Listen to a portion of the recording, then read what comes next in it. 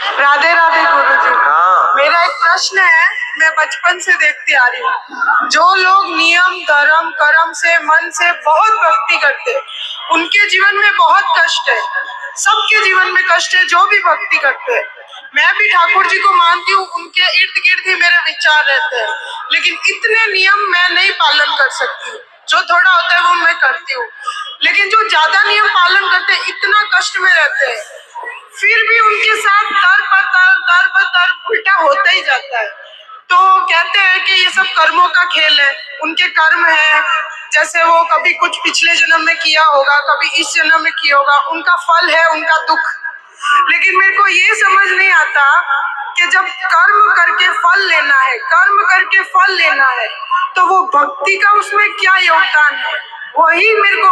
और जब भगवान कहते हैं कि मेरी आप भक्ति करोगे तो मैं हर चीज से आपको मुक्त कर दूंगा, आपके लिए जीवन आसान कर दूंगा, तो फिर कर्म का दोष कैसे लगेगा, मुझे वो समझ नहीं आता।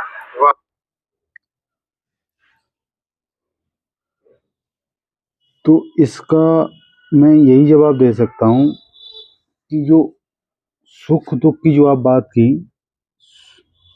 दुख रहता है उनकी जिंदगी में, तो सुख और दुख इनका बाहरी आचरण से कोई मतलब नहीं होता।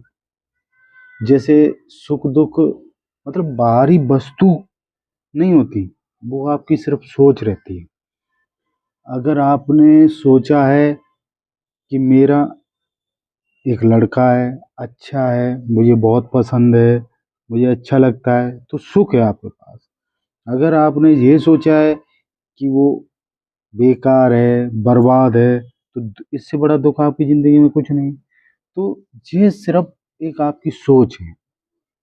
और जो आप भक्ति और कर्म की बात कर रही हो, तो कभी भी किसी भी भगवान ने कभी भी कोई भी ये नहीं बोला, आज तक मैंने नहीं सुना कि आप कर्म छोड़ दो और भक्ति करो, आपको सब कुछ मिल जाएगा। कभी किसी ने महापुरुष ने ये कहा मेरी शरण शरण में आ जाओ तो आप सुख को प्राप्त कर सकते हो। इसका मतलब ये है, जो आपको अपनी शरण में बुला रहा है वो अपने आचरण आपको दे रहा है। मतलब मैं जैसा जीवन व्यतीत करता हूँ, मैं जो सोचता हूँ, वो आप भी वैसा ही अनुभव करो, आप भी वैसा ही सोचो। न कि आप सब कुछ छोड़ दो और सिर्फ मेरा नाम लो, भजन करो, आपके सारे संकट दूर हो जाएंगे। ये कभी भी नहीं हो सकता। किसी